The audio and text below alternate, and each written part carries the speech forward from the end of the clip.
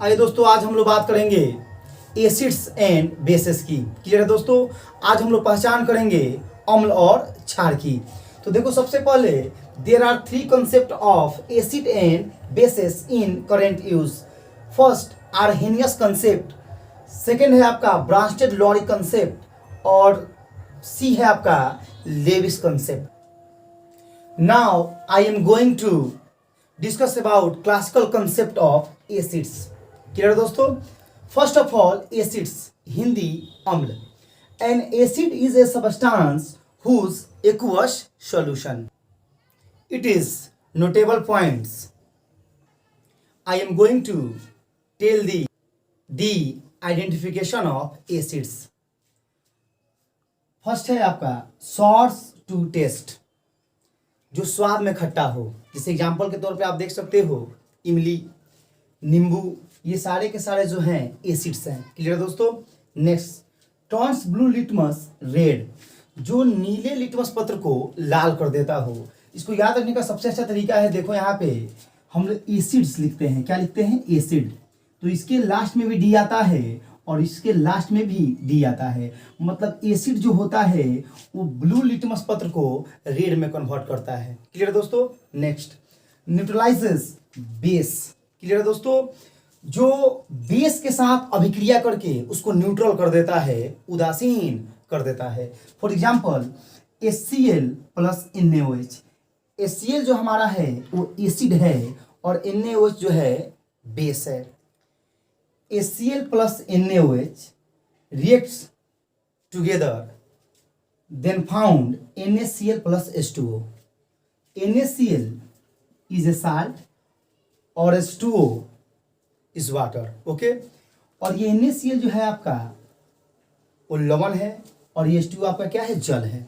मतलब मेरे कहने का मतलब ये है दोस्तों कि जब हमारा अम्ल क्षार के साथ अभिक्रिया करेगा तो लवण और जल का निर्माण करेगा। Next, reacts with active metals to liberate H2 gas.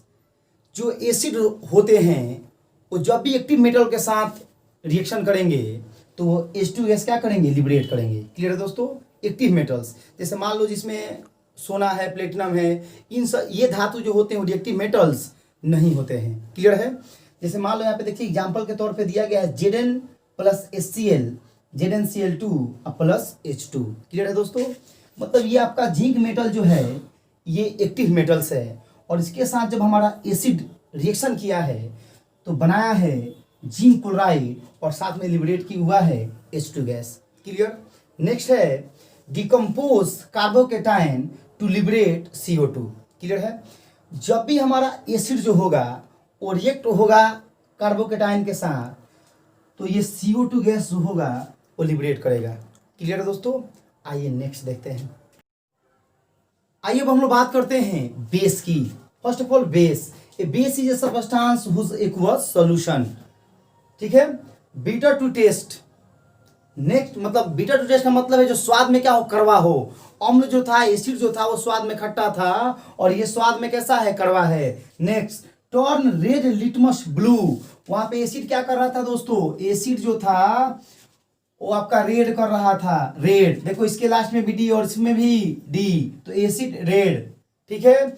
और आपका जो बेस होगा वो ब्लू, बी, देखो फर्स्ट लेटर बी और इसमें भी क्या है? बी। तो एसिड रेड और base blue. Clear? Next, neutralize acids. वहां पे क्या था कि एसिड न्यूट्रलाइज कर रहा था बेस को, यहाँ पे बेस न्यूट्रलाइज करेगा एसिड को। सेम रिएक्शन है। Next, absorb CO2 form carbonate. वहां पे क्या था कि एसिड जो था वो कार्बोनेट से अभिक्रिया करके रिएक्शन करके CO2 रिलीज कर रहा था, मुक्त कर रहा था। और यहाँ पे जो आपका बेस है वो CO2 एब्जॉर्ब करके कार्बोनेट क्या कर रहा है? बना रहा है। क्लियर दोस्तों? मतलब जस्ट अपोजिट रिएक्शन है। क्लियर है? अब हम लोग बात करेंगे, ये था एसिड्स और बेस का क्लासिकल कंसेप्ट। अब हम लोग बात करेंगे आर्हेनियस कंसेप्ट की, ब्रांस्टेड लॉरी कंसेप्ट की और साथ में लेविस कंसेप्ट की। तो चलिए देखते हैं। Arrhenius 1884 proposed his concept of acid and bases. According to this concept, an acid is a compound that releases H plus ions in water and base is a compound that release OH minus ions in water. It is defined as a hydrogen containing substance which when dissolved in water or any aqueous solution produce H plus ions. Means दोस्तों acids कौन हैं? तो acid वे हैं वैसे substance हैं जो H रखते हों, जो हाइड्रोजन रखते हों और जलीय विलयन की अवस्था में जो H प्लस आयन क्या करते हो? रिलीज करते हो। क्या करते हो? रिलीज करते हो। उनको हम लोग क्या बोलेंगे? एसिड बोलेंगे according to Arrhenius. For example HCl, देखो HCl जैसे ही आप इसको डिसॉल्व करोगे वाटर में तो एक ऐसा सबस्टांस है जिसके पास हाइड्रोजन है, और जैसे ही हम लोग इसको डिसॉल्व करेंगे वाटर में दोस्तों, एक्वस सोल्यूशन अगर मैं लूंगा इसका, तो ये फौरन क्या करेगा? रिलीज करेगा H प्लस एक्वस और ये Cl माइनस एक्वस। क्लियर है? मतलब ये एक ऐसा सबस्टांस था जिसके पास हाइड्रोजन था, और जैसे ही हमने इसको डिसॉल्व किया वाटर के अंदर, इसने H प्लस आयन क्या किया? रिलीज किया। तो आर्हेनियस के अनुसार, अकॉर्डिंग टू आर्हेनियस लॉ, ये क्या है? एसिड्स है। क्या है दोस्तों? एसिड है। नेक्स्ट देखते हैं एंड बेस। देखिए यहाँ पे and base is compound that release OH minus ion in water. For example NaOH। Aqueous जैसे ही आप इसको डिसॉल्व करेगा वाटर में, ये आएगा Na प्लस और OH माइनस। तो ये भी आर्हेनियस के अनुसार क्या है? बेस है, क्योंकि ये जलीय विलयन में OH माइनस आयन रिलीज कर रहा है। क्लियर है दोस्तों? नेक्स्ट समझते हैं दोस्तों। अब हम लोग बात करेंगे लिमिटेशन ऑफ आर्हेनियस थ्योरी की। उससे पहले मैं आपको बताता हूं कि आर्हेनियस एसिड और बेस कौन होते हैं। क्लियर है? तो देखो आर्हेनियस एक्वस मतलब जलीय विलयन की अवस्था में एसिड जो होंगे वो H प्लस आयन को डोनेट करेंगे, और जो हमारे बेस वो होंगे जो OH माइनस आयन को डोनेट करेंगे। क्लियर है दोस्तों? यानी जो जलीय विलयन की अवस्था में यानी एक्वस सॉल्यूशन में जो H प्लस आयन रिलीज करेगा आर्हेनियस के अनुसार वो एसिड होगा, और जो OH माइनस आयन डोनेट करेगा वो बेस होगा। तो अब हम लोग बात करेंगे दोस्तों लिमिटेशन ऑफ आर्हेनियस थ्योरी की। फर्स्ट ऑफ ऑल देखते हैं this theory is applicable only two aqueous solution.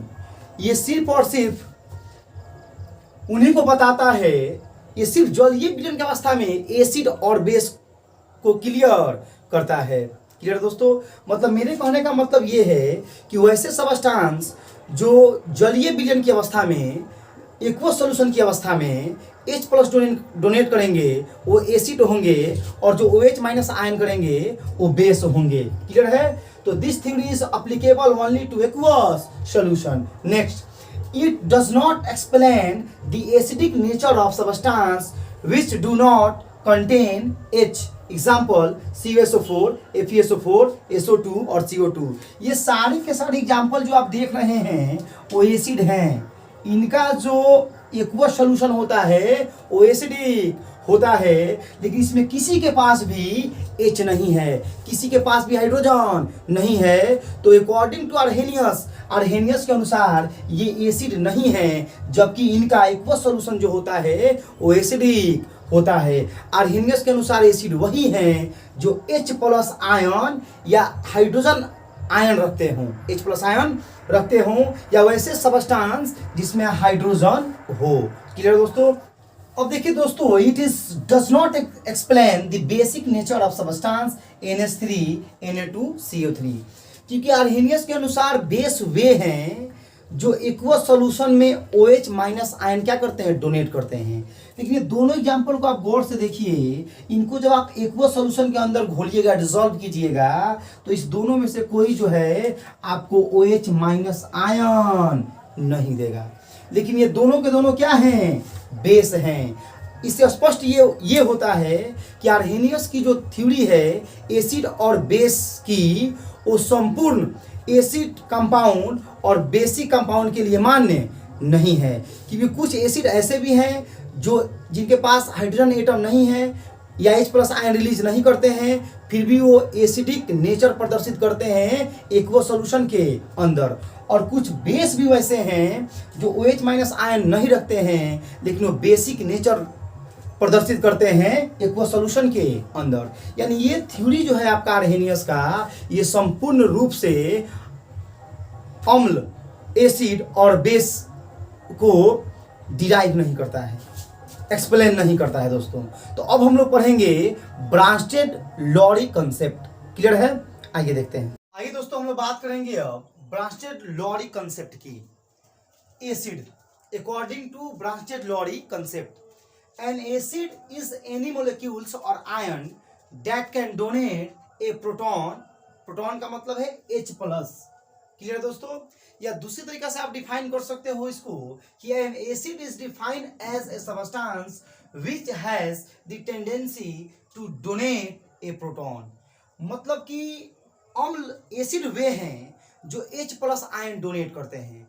इसकी सबसे बड़ी खूबी इस सिद्धांत की ये है कि इसमें कहीं भी मीडियम की बात नहीं की गई है। जैसे देखो आर्हेनियस में क्या था कि वहाँ पे एक्वस सॉल्यूशन था, वहाँ पे भी H प्लस आयन था, प्रोटॉन था, लेकिन वहाँ पे क्या था कि एक्वस सॉल्यूशन के अंदर था। लेकिन यहाँ पे किसी प्रकार की बाधा आपको मीडियम को लेकर नहीं है। क्लियर है? तो सबसे पहले देखो प्रोटॉन H प्लस, प्रोटॉन को हम लोग H प्लस क्यों बोलते हैं जनरली, समझिए इसको। जो हमारा हाइड्रोजन एटम होता है, इसमें एक इलेक्ट्रॉन होता है और एक प्रोटॉन होता है। क्लियर है?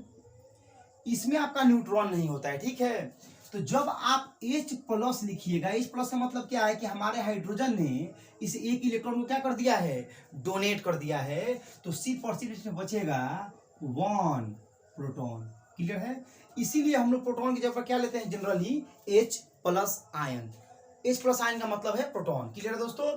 तो देखो अम्ल वे हैं जो H प्लस आयन क्या करते हैं, डोनेट करते हैं। फॉर एग्जाम्पल जैसे देखो यहाँ पे ये आपका HCl है, कोई मीडियम नहीं है, एक्वस नहीं है, ये आप ऐसे भी लिख सकते हो H plus and Cl minus. हमारे HCl ने क्या किया है, H प्लस आयन को डोनेट किया है, मतलब प्रोटॉन को डोनेट किया है।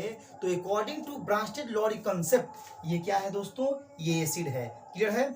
नेक्स्ट देखो base. A base is any molecules or ion that can accept a proton, या a base is defined as substance which has the tendency to accept a proton। जैसे देखो मान लो कि ये हमारा बेस है NH3, ये क्या करेगा, ये H प्लस आयन एक्सेप्ट करेगा H प्लस, तो ये बन जाएगा NH4 प्लस, अमोनियम आयन बन गया है ये। क्लियर है?